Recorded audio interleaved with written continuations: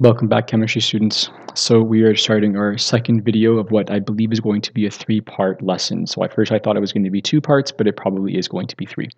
So we have finished calculating the first point of our titration, of our weak acid strong base titration, right? This part is now done. Let's check that off. This part is done. I believe it was 2.62 as our pH. Now we're going to begin with our next point, and that is our second point on the titration curve. So this is during titration, but before equivalence, when we have added 10 mils of base to the original 20 mils of acetic acid. Okay, so what is the pH? What is a pH in this second point? Okay, and just to answer that question, this one point, I'm going to make this one video so it isn't too long. Okay, so we stopped here last time. Again, it's 2.62, the pH of our first point. Now we're focusing on this next point right here. Okay, after 10 mils of base. But before we do that, something to consider. Now, this could have been done sooner, could have been done even before we started the question. Here, all we're doing here is just figuring out how many moles of acid, of weak acid, there is. Now, we are given the volume of our acid, 20 mils, and our concentration, right? Convert mils to liters, and we get 0.02 liters. So multiply volume and concentration, we get moles. Okay, so this is how many moles we have in total of acetic acid. Now, this we're going to put on our back burner, all of this, and we're not going to forget about it, but we're going to pull it up for when it's required, and it will be required soon. Okay, so there are two parts, two parts to answering this second point. We're figuring out the pH of the second point here during titration, but before equivalence. So the first point is your stoichiometry. Calculations will be needed to figure out how much acid is left over after the acid-base reaction. So after the neutralization reaction has occurred. Remember, you're adding 10 mils of base to 20 mils of acid. Okay, this base to 20 mils of acid. I don't know why I wrote capital B here, but it's okay. So this base is going to consume quantitatively, based on the number of moles, a certain number of moles of acid. Now, we're doing a bit of stoichiometry here to figure out how much exactly is left at this point, how much of that acid is left at this point. So the second part of the calculation is an equilibrium calculation. So given what is left of the acid, given its Ka value, we're going to be able to find pH. Let's start. Okay, so it's good to think about everything that is present, all the ions, all the entities present at each of the points. So in our first point, we saw that it was just acid and water, right? So hydrogen ion and acetate ion inside water. And we use that information to calculate, and Ka to calculate pH. Now, in this part, we have introduced, now this is before anything's reacted, here we have acid, right? We have acetic acid. By dropping 10 mils of base, we have hydroxide ions present. We also have sodium ions present. All of this exists inside water. Okay, now the neutralization reaction looks like this. Here we have acetic acid, we have hydroxide. Notice I've ignored this. I've ignored sodium, the spectator ion. It doesn't play a role in this reaction. It also is a neutral ion, if you recall from a lesson on acid-base properties, acidic and basic properties of salts, right? So this doesn't play a role, I've ignored it.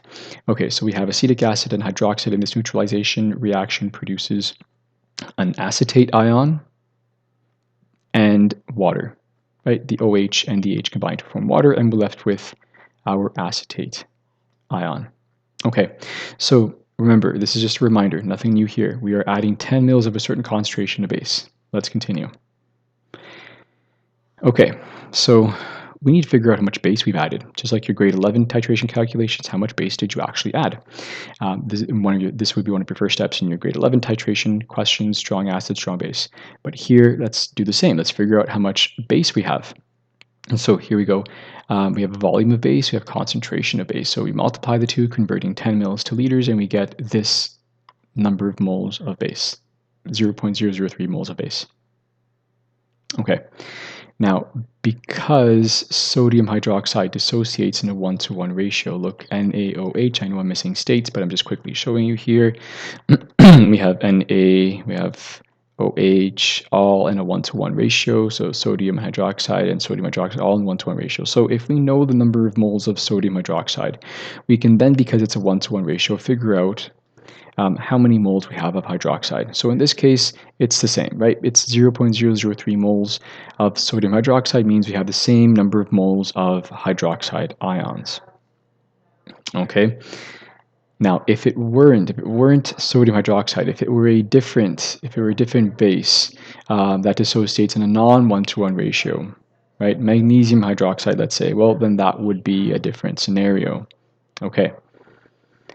Recall this, right? You're going to take it out of the back burner. You're going to bring it up to the front now, front and center. Here we have, this is not new, right? We just figured out earlier the number of moles of weak acid. Okay, so we're setting the stage now. We're going to start playing around with these numbers.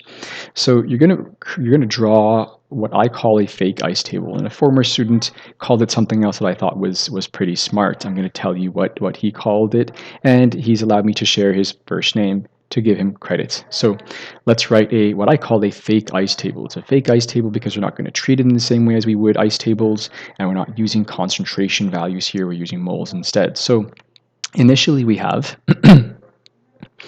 0.003 moles of hydroxide, right, from the 10 mils of base that we figured out. And we also figured out before that how many moles of acid we have. And yes, we do have this number of moles of acetate ions. I sometimes write it, don't write it. So it's here. You'll see what happens. It's not wrong to write it, so I'm just repeating it here. But if you want to scratch out this red here, it's fine to write that. Okay. So you're going to then consume, right? This is going to be entirely consumed in this neutralization reaction. So minus 0.003. See, that's why I debate whether writing this or not, because it's there. It's there. It doesn't. It really only appears after the reaction has occurred. So that's why I put a line right through it. Okay, not a huge issue here. The focus is here. So look over here. All right. So we have these number of moles of acid. We know that we're going to consume these number of moles of hydroxide quantitatively, consuming that acid. So 0.006 is going to decrease by 0.003, right? The same number of moles of hydroxide. So we add I and C and we get E. We then get the number of moles left of acid, 0.003. And then, of course, the same number of moles in this case for your acetate ion. Okay, so this is what's left after neutralization, but there is something to consider. Whenever you add one volume to the next, you end up changing concentration. So you're essentially diluting, right? You're adding more volume. So we're diluting these number of moles. We're changing concentration. Look, because we have 10 mils of our base, being added to 20 mils of what was originally our acid for a total of 30 milliliters or 0.03 liters. So we have a new volume. Given these mole values, hopefully you're thinking where we're going to go next. We're going to probably figure out the new concentration. So Yusuf says, let's call it a nice table because N stands for moles. I like that better than fake ice table, but I've always used this. So let's just call that a nice table because we're using moles. Thank you, Yusuf. Okay, so here we are, new concentrations of two things. Okay, don't forget, this is our conjugate base, right? This is our conjugate base, right? From our weak acid. So this is our weak acid, HA. And here are our new concentrations. We have 0.003 moles of conjugate base of acetate ion divided by the new volume, right? This is the 10 mils plus 20 mils. And we have this new concentration of acetate ions. And we have this new concentration of weak acid, moles divided by the new volume. Okay, they happen to be the same in this question. That may not always be the case, but they just happen to be the same here. Okay, so now we're done our stoichiometry part. Okay, we have our new concentrations. Very good, and we've discovered what these new concentrations are by looking at how our base consumed our acid, finding out the new volume to figure out new concentrations. Okay, done. Next part. We're not done this point yet. We're just done that first part of the calculation. So now is our equilibrium calculation. So because we have acetic acid present, we're still looking at the equilibrium expression of acetic acid. Okay. So our acetic acid dissociation is expressed as we've seen before. Okay, we have Ka, right? We need to figure out what our hydronium concentration is, right? Because once we have that, we can figure out pH. We know our conjugate base, our acetate ion concentration, new concentration at this point, and we also know our weak acid concentration at this point. Okay, so we plug in these values. 0.1, 0.1, we know Ka, given to us in the question. So pretty simple math here. This cancels out, and we're left with 1.8 times 10 to the negative 5 as a concentration of hydronium ions. Now, again, this cancels out nicely here. It's not always going to do that, in which case, pull out your calculator, and not too hard to solve, hopefully, with that.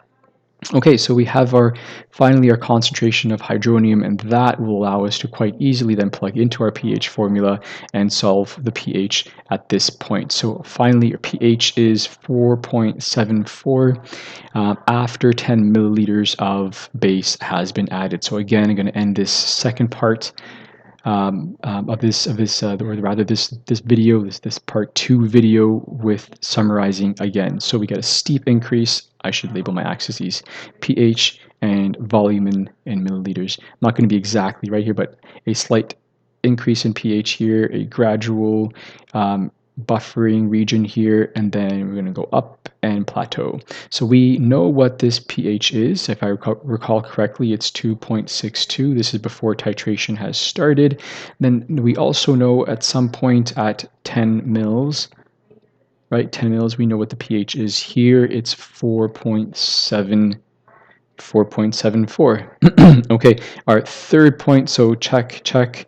Our third point is at equivalence right here, where 7 is just below it. So we're going to figure out what that pH is.